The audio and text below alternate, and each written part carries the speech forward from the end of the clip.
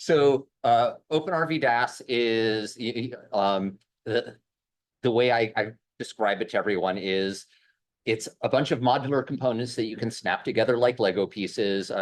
Chris actually gave a really quick 30-second intro of basically of these components of readers that get data in, transforms that munge the data, and writers that put the data where you want it, along with some servers that let you control how those are put together, what's running, what isn't running. I'll give you a bit of a demo later on after we get through our intro slides. And there's another slide. Oh, look, readers transforms writers. And how do we get to the next one? Yep. Architecture, this is pretty much what I've just said. Yep. Okay. OpenVDM. Okay, so OpenVDM is file management. So OpenRVDAS, that's turning GTA data, VTG data, your time series data coming over UDP serial, turning that into files. OpenVDM looks beyond that. It looks, the files across a vessel, whether it's from multi-beam, ADCP, OpenRVDAS, Coriolis, elog, whatever. And basically you tell OpenVDM where the files are around your vessel and how to connect to those different systems via SSH, ArcSync, Samba, whatever. And you also tell it what files to grab, what the files should look like to grab, and how you want them stored in a continuous cruise data directory. And it just goes to work. And throughout the cruise, it's grabbing files from around the vessel, it's putting them into one database, and it's making that or one directory structure, and making that directory structure read only to the science party so that they don't have their fingers on the individual systems and they're not bugging text for, hey, where's that last CTD? As soon as the file is available, and as long as that file is named and with the correct name as defined by the vessel operator, that file will make it into the cruise data directory and be immediately available to the scientists. There's a lot of other stuff behind the hood or under the hood, which we'll go into in greater detail on Friday. But it's so here with the file naming thing, it allows it finds and notifies the text of when there's file naming problems, and it prevents those problems from propagating through workflows. You fix it at the beginning so you're not chasing in the rears for the rest of the cruise. It's also, it's got a lot of under the hood, I call them hooks, where you can basically write your own kind of file processing workflows and actually link them to transfers. So basically when OpenVDM pulls in a new CTD file, you can have a processing routine that you want that file passed to. It can generate a product and put it back in the pipeline. So you can build these really complex workflows and just let OpenVDM do the work. You can also do things at the beginning of the cruise and the end of the cruise. So for instance, a common thing that we do is when you create a cruise with an OpenVDM, it actually reconfigures OpenRVDAS so that your files for that cruise have the correct cruise ID at the beginning. Does that automatically. Does the same thing for CLog. And so we can do that. We've also done things like ship-to-shore transfers where, if we want to, a big file comes in, we want to, like a KML file comes in, we can do the KML reducing algorithm that you do. We can set up a hook where when it sees new KML, it strips it down to its core and actually sends that to the cloud in real time.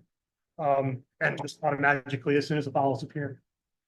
And kind of getting back to the last session, all this automation, all of this, define it and let the computer do the work, helps the vessels more easily adhere to the RVDAS best practices. And CLog. So CLog was originally conceived as the replacement for the Alvin event logger. Its premise was it needed to be something that two people could drive from an iPad, or it could be driven by anything. Like one of the original conceptions with Alvin was to actually have physical buttons around the porthole for event logging. And so we wanted to develop an architecture that actually allowed that, as well as being able to submit events from your phone, tablet, laptop, whatever. It morphed into there's two versions of it. There's a vessel-based version and a vehicle-based version. The only difference being one organizes by dive, one organizes by cruise. It's got a full API backend, and there's a lot of power under the hood for being able to make it spit out data in whatever format you need and ingest format in whatever format you need. So like I've written subroutines that can just suck in elog data and make it available in the CLog interface. We're going to go into a lot of detail on what CLog can do on Friday, so I encourage you to come to that if you're interested. And again, I need to hit forward twice. So the next thing I want to go through, so we've kind of gone through the tools. The next thing, and this kind of ties into some of the questions from the beginning, is like, okay, I'm interested. How do we bring it on our boat? So one of the things that Pablo and I wanted to do is we wanted to highlight a recent project that we completed with scripts, where in 23-24, we deployed the tools on the scripts fleet and the Healy. And so we're kind of just go through what does that process look like?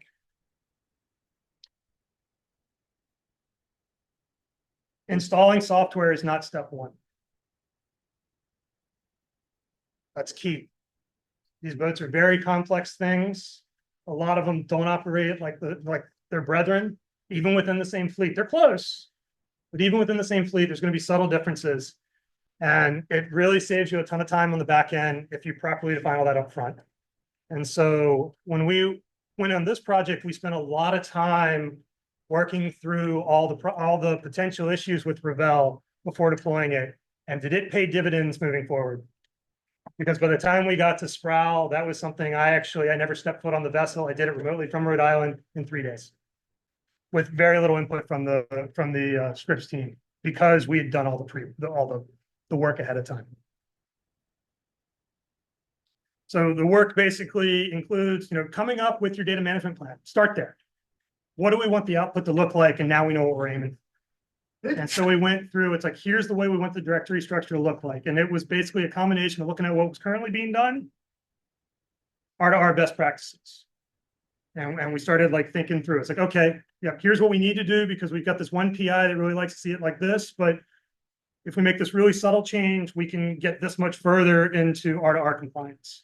And so we just iterated back and forth again, before installing any code, before configuring anything. We had a lot of discussions on what we wanted the end product to look like. And then we went through basically all the systems that we did have to integrate with, if there was anything special. There are a few scripts unique systems. Their Met sensor is kind of a bespoke thing. And we wanted to be able to ingest that into specifically into RVDAS. And by identifying that early, that gave Pablo and I, or Pablo specifically, plenty of time to be ready for that when we actually did get on board and install the systems. Likewise, went through the same exercise with OpenVDM. Hey, what are your various collection systems on the boat? Let's get this documented. Where do the files live? What are the files? What should they look like? Let's get all that figured out. And so then next stage is starting to do the next stage of pre-work. This is developing the custom script specific code that needed to be developed. That included OpenVDM plugins, parsers, OpenRVDAS, custom transforms, and migration procedures from the previous data management system. They had a data management system. They had something that did exactly what OpenVDM did. And, it's like, why start from scratch when all that work is there? So we actually took a real hard look at that and were able to very seamlessly transition from the old system to the new system. Then further on in the process, staging, it's like, okay, we've got a plan. Is it realistic? And so we did actually get a copy of previous cruise data. We set up a staging environment in the cloud. We iterated through the design. We worked with the techs to verify that what we were doing was in line with what they were expecting. Picked a few things, and man, did that make transitioning to the ship easy. Basically, we had all the configs proven on real data. And it was just a matter of exporting the custom code from the cloud environment to a repo that could then be applied to the ship. On the installation side, scripts handled infrastructure setup. So that's networking and VM. We ran, the scripts boats are 100% VM based.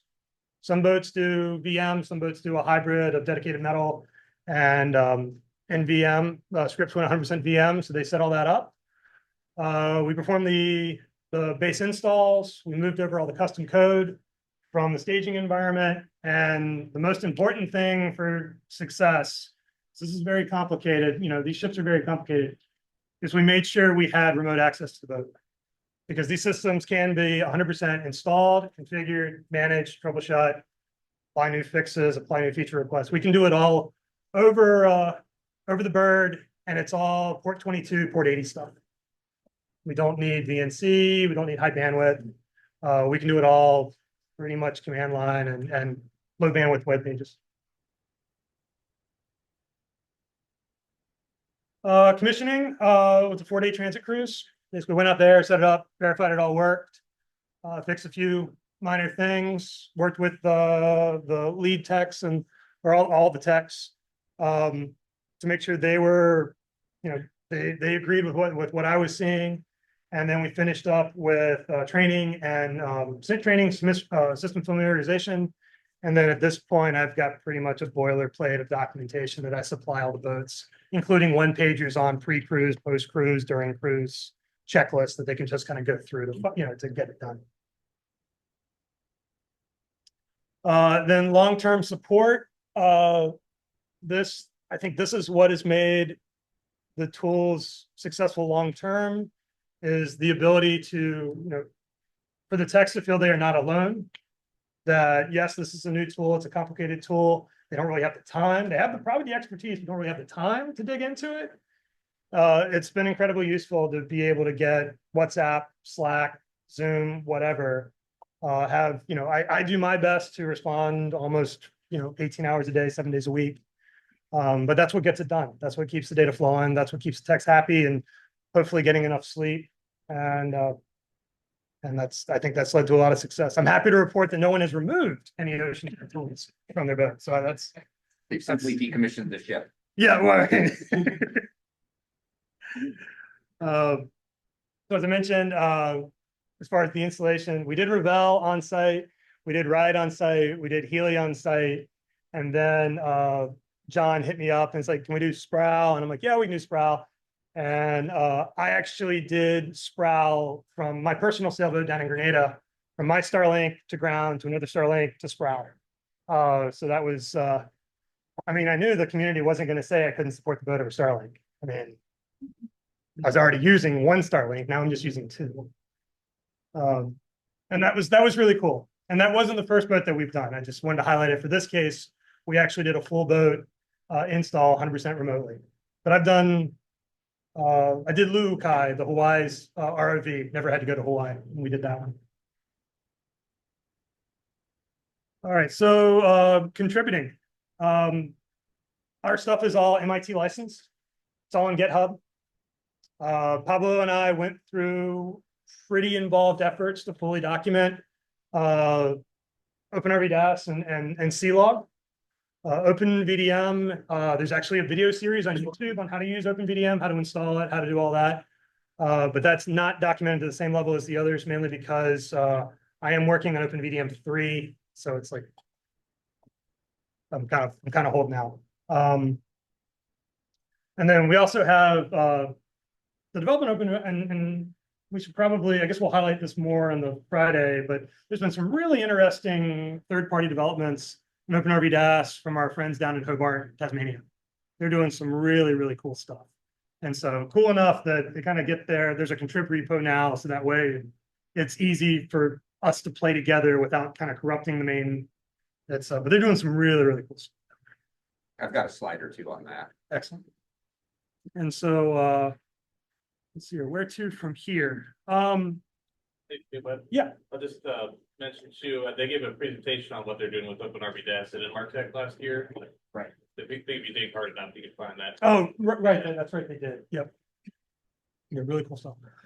So one of the, so where do we go from here? One of the big challenges that we're actually facing now is we're on 20 plus boats. We're on a dozen plus vehicles.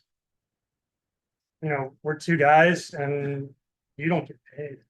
So it's kind of, we don't want this to go away.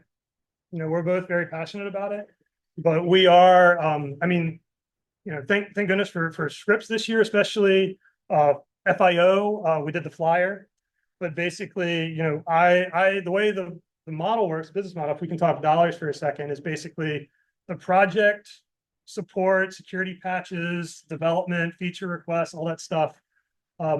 That's all paid for by basically the installs.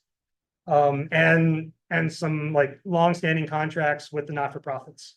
Oceanex and Schmidt especially has been incredibly generous and has basically made. I've installed on how many boats you've worked on? Yeah, right, exactly. And so one of the things I do want to like bring up for discussion is where we want to stay around. We're becoming an increasingly key part of vessel infrastructure, and so we're interested to hear any ideas people have for how we can be more integrated and better supported, so that we can do better support for the community. Because like we'd love to bring on a third person, specifically in DevOps. We'd like to make deployment a lot easier. We'd like to make the way our code is managed much more in line with industry standards. But that's a skill set neither of us have. I'm a data rat and he's a data architect. DevOps is a field unto itself.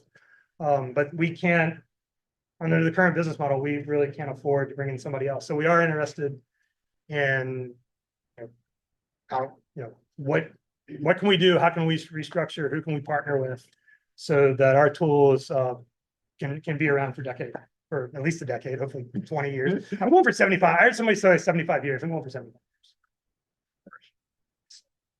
years. Yeah, go. So I was going to, I didn't mean to like lean in on you there. I thought that was your last slide. So I was going to get ready to transition us back to the, the questionnaire at the beginning of that's kind of the officially prepared slides. What I'd like to do now is spend just a few minutes kind of doing a quick hands-on Open RVDAS demo. And I'm going to get to see my screen here. And bring that up into the big thing. So I've got an Open RVDAS instance running in the cloud here. This is running a we're going to want to make that a little bigger there. This is so Webb talked about the testing harnesses. So this is a little bit of a chunk of data that we pulled from the R2R repo of a little bit of a cruise from the NBP in 2014, in NBP 1406 there. And so when you've got Open RVDAS up and running, this is sort of what your main console looks like. You've got loggers are all running here. And that does not work in full screen mode, does it? That gets really confusing quickly. Okay, so we're just going to make this big, get rid of that and try that again. Okay, so everything's nice and running. These are the latest messages that our logger manager has gotten. We're just going to turn all of the loggers off here for a moment. Actually, let's pop something up so that you can actually see what's going on with the, here's a sample dashboard.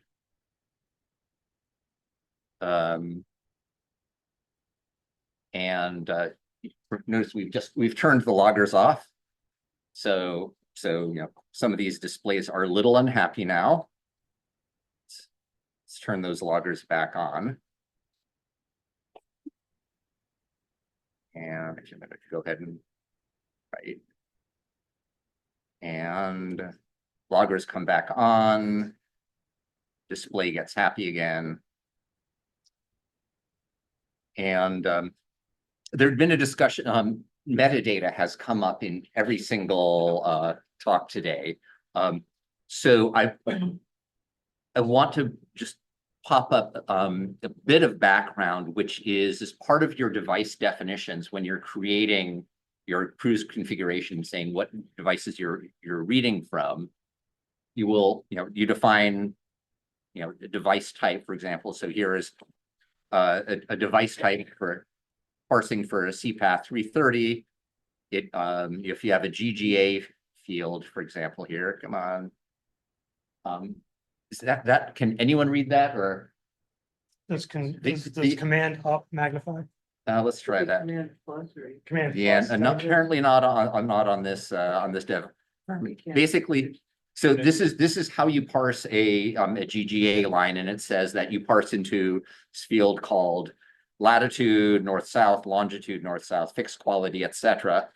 And then in the device definition, you also have the metadata associated with all of those fields. So, you know, pitch is in degrees, roll with the bow up is positive, etc. Magnetic variation, those things.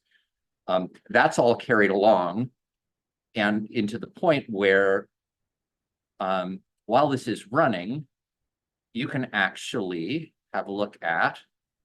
So these are the data that are currently cycling through the logger manager. And this is a live update. So if you start logging something else, it's going to pop it out. These are the values, descriptions, units, device type, fields type. So it is carrying a bunch of the metadata along with you. If I could just tune on Please. this and kind of the standard, when we've done the ships, we've kind of developed the best practices. It's a well-trodden path now to set up the ships when they're running all three. And so one of the kind of workflows that we have is that we typically have a template file that all those loggers that you see, there's a template file. And from that template file, the actual OpenRVDAS YAML file is generated.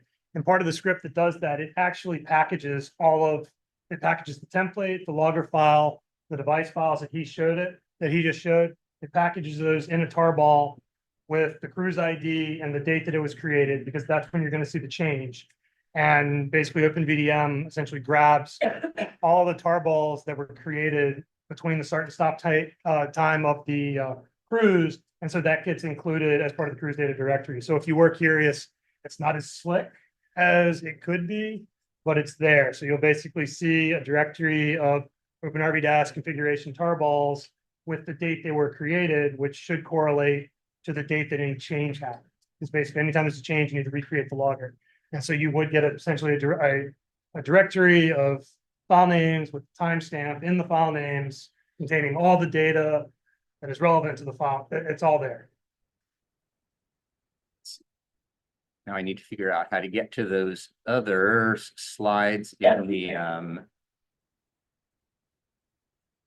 in that not there. There, yeah. Go to the window menu. Sorry. Go to the window menu, you might find. Yeah, I think Google Slides. there we go. Shoot, I want to pop that out. Yeah, there we go. Thank you. Tech support for the win. Okay. So I want to indulge a bit in the OpenRVDAS what's new. First, I want to show you, we talked about large deployments, small deployments. This is OpenRVDAS running on a Pi 0. It is plugged, looking exactly like that, into an outlet outside my home in Port Townsend. So, you know, basically I'm running OpenRVDAS to monitor the temperature and things inside or outside. Yeah, that's yeah, this should. I want to quickly highlight, because this was something that Chris quickly identified with Coriolis that is absolutely a problem. The approach that we've typically done with RVDAS vanilla is we write our data as a file, but we also push our data to the InfluxDB time series database, which has integration with Grafana. And through Grafana, you can do dashboards like this, where you're not plotting the time series from a particular sensor. You can plot time series from two different sensors. You can plot the difference between two time series. So if like really what you don't really care what the temperature is, you just care on what the drift is between two temperature sensors. That's all stuff that we've basically pushed to the functionality that's available in Grafana. And that's enterprise grade. That is something we don't have to support. It just works. And it also worked with a bunch of other systems. So if your boats are running like VM management stuff like Prometheus or any other, enterprise, Splunk, any other like log file management stuff. Typically, there's a Grafana plugin. So we're like, why reinvent the wheel? That infrastructure is there. It's free. This is actually our equivalent of the QA stuff. And so basically we do exactly what Coriolis does, and kind of this is all done not through OpenVDM. This is done through Influx. This is functionality that's available in Influx, where you can basically pull any of the data that RVDAS has collected. You can do whatever math you want to do to basically enumerate the output. 0 is data not present, 1 is data good, 2 is data warning, 3 is data bad. And then you can use Grafana, their little state widget, to actually plot over time the quality of your data. So not only do you know whether or not the data stopped, you can actually look back in time to see when it stopped, and did it stop in correlation with another sensor, meaning, okay, somebody tripped over a power cord. Like these 3 sensors got knocked out. That's the commonality. That's what this allows you to do. And again, this is not stuff we came up with. This is just why reinvent the wheel. Like this is what powers our world. Use it. And as Julian said, ChatGPT is your friend. If you don't know how to write this is referred to as Flux. That's the language that Influx uses. If it looks like gibberish, ChatGPT is your friend. Yes. Cool. So I jumped quick to the end. Let's see. So for the hands that went up of I'm kind of familiar with OpenRVDAS. I want to know what's new. One of the things that's new is, as Webb pointed out, the folks at NIWA and Cyro, both the Aussies and the Kiwis have been contributing an awful lot of really cool new modules. I want to highlight. Let me first just give you a quick overview of what the modules are. As Chris pointed out, there are readers, transforms, and writers. How many people have written a couple of lines of Python in their life? Okay, great.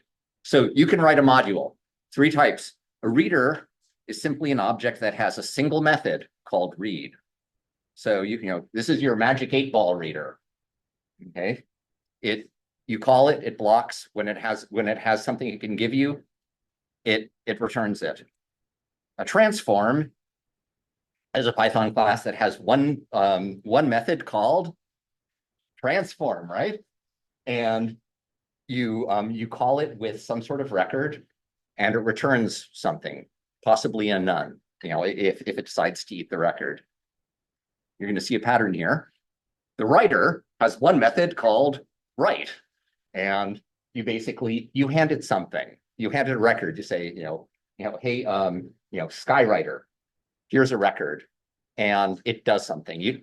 OpenRVDAS doesn't actually care what it does as long as you're happy with it. I might come back to that one for the helicopter I gotta do. Okay. And you just write your little Python file that does whatever transform you want. And when you define your logger, let's say you've created your tea leaf reader, which has 2 initialization arguments. In your configuration file, you say, my logger has this reader called a tea leaf reader. OpenRVDAS knows where the most common modules are, but if you've created your own, you tell it where to find it. And then you tell it, you give it those parameters, and bang, that's part of your logger. And we've had a lot of fun with this. We don't have to just do UDP and serial. You can read from a file, you can read from a database. We've written readers that actually ping an API. So like, I think Moxa, I forget what the line that Moxa has. Yeah, we did it for Falcor. Where basically, if you want the data, you've got to submit an API call. And so we wrote a reader where some of the arguments are basically the URL, the output channel, and how often we want to do the API call. And yeah. I just wanted to say, it's super usable, and we started a GitHub repo of all of our transforms and also all of our parsing, like regex. I think Jules may have shared the regex repo. That's Jasmine, give me a link for the regex things you can use to search for standard enemy strings that we have and ways to parse them. I just found it. Oh, sweet. Really. That sounds awesome. Yeah, well, we've got that contrib repo. Yeah. I can talk with you about. Yeah. Yeah. Excellent. So I want to give you an example of like, fun and games snapping these things together. So here's a problem. Who here has to deal with geofencing? Okay. Antarctic program. Okay, we can't, when the ship goes out, we can't record inside the Argentine EEZ. So whoever the ship tech is has to be watching, tick, tick, tick. Okay, we're free of the EEZ. Fire everything up. Similarly, coming back, that always happens like in the middle of the night. So, so could we have OpenRVDAS do that? Well, yeah, actually, you don't need to change OpenRVDAS at all, the system. Just write a couple of transforms or a couple of new modules. There's this thing that I wrote up called the geofence transform. And what it does is it listens to GPS records coming in. From which sensor you tell it. So if you, whichever Yeah. one you trust. Yeah, so you basically say, you're going to be getting data records. Look for a field called S330 latitude and a field called S330 longitude. And also load up this GML file.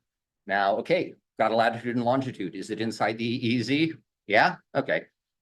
Inside the EEZ? Yeah, okay. Don't do anything. It gets these records and it just eats them. Okay. Get another one inside the EEZ? No. Then that transform emits something. It emits a message that says set active mode right. And then it listens. And is it outside, still outside, still outside, still outside? And oh, now we're inside. Entering boundary message, set active mode, no right. Huh, okay. So now we have a logger that reads these things and just sends out a little text message. What do we do with that? Well, we have a writer called the logger manager writer. Now the logger manager is the one, that thing that I was changing states into little pop-up, turn the loggers off, turn the loggers on. Well, there's also a command line interface for that, where you can use commands like set active mode right, set active mode no right, etc. So all we do is write another module. This is a big one. This is like 50 lines, I think. A logger manager writer, which basically sits there. It says what database the OpenRVDAS is using. And you can't see this, but this is basically what prefixes or what text prefixes are allowed, because you don't want your logger to say, self-destruct boat or turn everything off. So basically it allows, the allowed prefixes are, I want like lift the screen up or something. It's there, trust us. It says, the allowed prefixes are set active mode. And so basically what happens, you just stick these two things together, and when you leave the EEZ, the geofence transform will send out a set active mode right. The writer will basically turn writing and logging on. Comes back. The important thing about this is this did not require any change to the OpenRVDAS code itself. These are just two modules. And we've had a lot of fun with this. Scripps kind of came with us where they were going around the Yucatan Peninsula, going through like 6 different EEZs. And so we have the boundary file name where you've done the math and you've got the GIS tools to build one EEZ, but we've also set it up where you can point it to a directory of EEZ. So you can basically go to that, I forget the name of the website that's got all the EEZs in it. You can pull all the countries that are applicable, drop it in a directory, point OpenRVDAS to the directory, and then so you can just at will, either move the files or symlink the files or anything like that. So it just makes it really simple to manage that. And he's also been smart enough to put in things like debouncing. So that way, if you're, so all those common things that we do. There are just a few other things you can use. You build, transforms that will basically flag here. So this is a filter transform that if your remote temperature is out of bounds, it'll send a message, and you can either have that message be to an alert, or you can have it, to the logger manager writer to turn that logger off. Cruise configuration tools. Creating cruise configurations has always been a pain. Chris has talked about how Coriolis has automated it. It remains a bit of a pain point for in the core system. Some tools that people have started using, YAML, which is the formatting language that the cruise configurations are in, allows you to have macros. So this is your base logger here. So basically what this is doing is this is assigning this entire YAML block with that variable name so it can be used later and overwritten. Right. So that then, so this is the one that just writes to file. And then the one that writes both to the file and the network starts with the base. So if you're familiar with like Node.js or Python, this is kind of like a spread operator. Basically, this gets kind of spread out, and then anything below it overwrites what was in that base object. Okay. It's a dramatic reduction in file size. So we took file core, which was running something like, I don't know, like 5,000 lines of code, and doing that, it knocked off a solid 30%. But it simultaneously made the code incredibly more readable. Other approaches are, basically having a script that creates your cruise configuration file from a template. So Coriolis does this. I don't know if that's what USAP is now doing. Nope. Okay. USAP has moved on. That's what Scripts is doing. That's what Falcor is doing. That's what OceanX is doing. Is they just have a template script or a template and a script that converts the template into a open RVDAS logger config. And Ella at Cyro has put together a Jinja tool that will basically allow you to variabilize things and expand them using a script. That's in the main repo under utils Jinja config creator. Then, of course, Coriolis, Chris told you about how the cruise configuration is created inside that. Okay.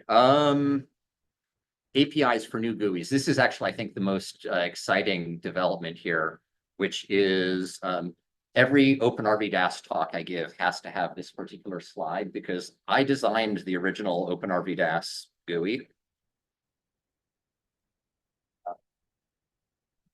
Time here, okay. So, and up until about 10 months ago, it was really hard to build anything else to interface with. But first, Kevin Pedigo put together an SQLite interface for the Open RVDAS control, which allowed you to interact and control loggers via SQLite. And this was his quickie sample dashboard. So if you can write SQLite, then you can write your own dashboard. It's like just a standard bootstrap. If you're familiar with web development, that's just a standard bootstrap template applied. And Lewis Wilkie at NIWA in New Zealand took it one further and put together a full RESTful Django interface. So basically just making HTTP calls, gets and puts to the Open RVDAS back end. You can throw anything together. He's got all sorts of fun. He just keeps on cranking out other views and data controls. Let's see. I think this slides we already went over, right? Once Open RVDAS has grabbed the data, in terms of displaying it, there's some native display stuff and some built on high charts. But nowadays, we're recommending that people, once you've grabbed the data, send it to an influx writer or timescale DB writer or Postgres writer or a Coriolis writer where you can display it there. And what else do we have? Oh, hot off the presses, this is another of Lewis's contributions, is you can go straight from Open RVDAS to Grafana displays to get like really low latency. For example, if you've got a winch running at 20 hertz. This is how you do your winch. And yeah, there are links. Well, we've seen this slide, best practices, and then where are we going from here? Open RVDAS, new modules. There are various versions of filter transforms. Embarrassingly, we don't actually have a C-log writer or C-log reader transform. I did it. Yeah.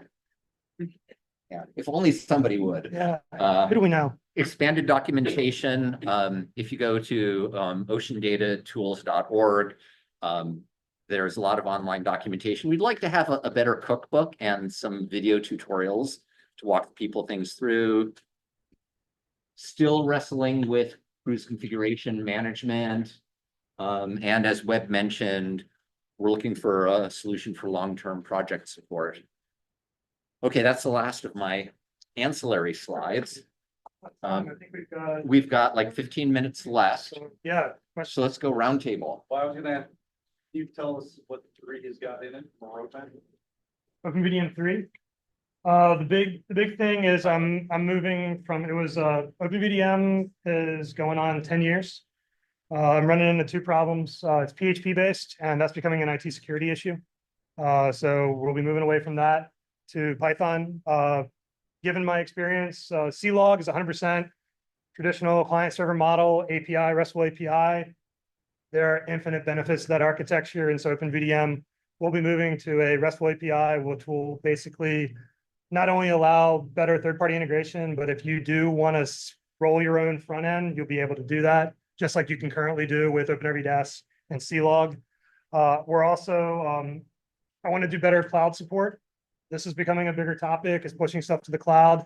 And so I want to investigate, what is the commonality that all people, what can we do to have better cloud integration? The other big thing is multi-vehicle support.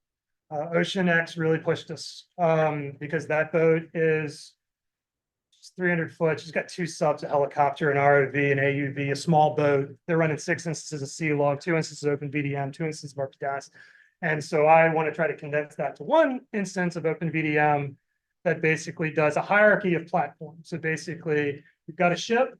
Off that ship, you might hang a CTD, you might hang an ROV, you might have a small boat that's doing surveys. I want to be able to have a hierarchy of platforms that have their own deployments so that you can basically organize data, by cast within a cruise, by dive within a cruise. I want to be able to have a hierarchy of platforms that we can support so that we can better manage the data that comes that's more deployment driven as opposed to time series driven. We talked about being able to do things, day by day. There's a lot of stuff that crosses days. There's a lot of stuff that doesn't start cleanly at the beginning of the day and cleanly at the end of the day. So I want to have a data management system that more gracefully handles those modes of operation as I see additional vehicles becoming more common. Larry Mary's presentation today, 2 helicopters, small boats, AUVs. A helicopter with a small. Right, exactly. That's the time. That's no longer edge case. After doing 20 some odd boats, that's becoming more common. And so I want to take OpenVDM to meet the current needs. And so that's that's the short list of what's on the roadmap. That, and I write way better code than I did 20 years ago, and I'm ready to just divorce myself of all of it. So yeah. Anybody else, any questions? It's a lot. What do you use for your documentation? So there's documentation, there are, documentation lives in 3 places. So the repo itself has. He's phenomenal at inline documentation. Like, it makes me cry. Like, he is so good at documenting his code. But let's pop this up too. So there is basic inline documentation. Let's go to readers. Let's look for a log file reader. Kills me. He's basically defined every single possible variable you could do. Okay. And it's done in the Java doc standards. There's also so there's also separate bits of how to, and this is what I'm showing you so far is just stuff that's inside the repository. So, basically a little bit of what I walked you through. There is somewhere there's the README.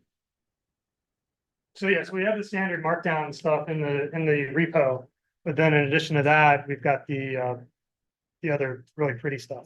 Right, right, so this is sort of the homepage for the documentation that's inside the repo. But then, there is ocean data tools, that'll get us there. You can click through to the online documentation, which is an expanded version of all of the how-tos. You know, complete with, you know, your It's written in like Doxygen. It was written in one of those tools where it's like an expanded markup. I forget what it's called, where it's compiled so that indexing works, searching works, and all that stuff. I'm embarrassed to say I cannot remember what the tool is. It was recommended to us. We got it recommended by the folks down in Hobart Cyro, yeah. or Australia. Yep, yep. And so this is, you know, this is it basically mirrors all of the docs that are in the repo, but does so in a Jekyll. Jekyll. Yes, thank you. I can breathe again. And you know, does so in an online fashion. So I wonder if, because you're too busy, and that's understandable, to update the documentation for OpenVDM, maybe you could enable the wiki functionality in GitHub. So maybe people in the community could contribute some docs. We'd love that. It'd be one of those kind of like we do with the code. It'd be kind of under code review before pushed kind of thing. So not a traditional wiki and Wikipedia standards, but no, we'd like to get that. And yeah, I mean, there's a lot of documentation on OpenVDM. It's just not as fleshed out as this because 3.0 is kind of in the works. And there is a video series on YouTube. So if you look up OpenVDM on YouTube, there's an 8-part series on how to install it, how to set up loggers, how the whole thing works. You've both seen a Vindicator. You're not sure if the two of you are the way forward of this forever. How would you like to see the community address that? You want institutions take it over? Should there be a group like our? So right now, what's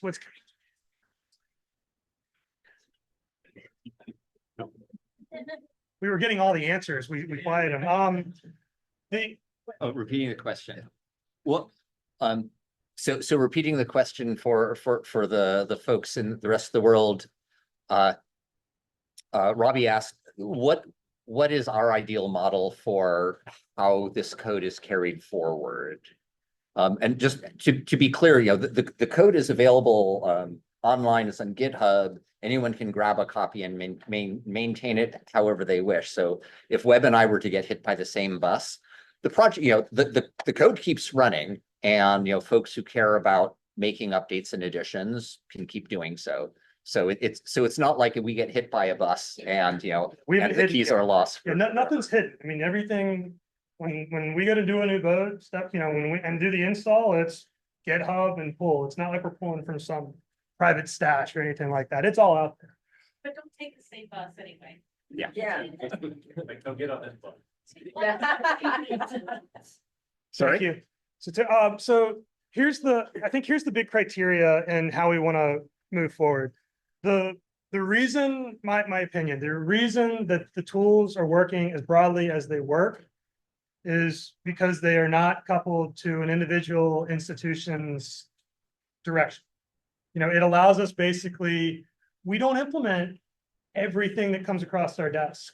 You know, we know how all the other ships operate, and we take that into consideration on whether and if we decide to, on how we deploy it so that it's applicable to the largest range of people. And so I think whatever we move to, we want to make sure that we retain that ability to focus on providing tools that meet the needs of the broadest number of users. So we want to make sure that we're able to retain that control, I guess, for lack of a better word.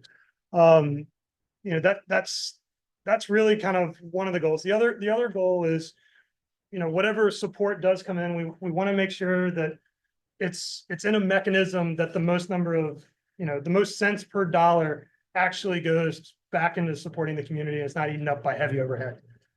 Because we know that we've seen that with some institutions where it's, you know, for every dollar that comes in, you know, 50 there's a cents. quarter. And so we want to make sure that we can translate whatever support is, that it can, it's maximized. We also want to make sure that we don't exclude ourselves from the biggest financial supporters of the project to date, which are the non-UNOLs, non-EDU, the not-for-profits. Right, these tools exist. Scripps was huge this year, FIO was huge this year, but long-term, Schmidt, OceanX are the reason these tools exist. And so we want to make sure that the ability for outside of UNOLs can still contribute to the support efforts. 15 seconds. Last question. And I just want to say thank you guys for everything you do. Oh, Thank you. yes. Great.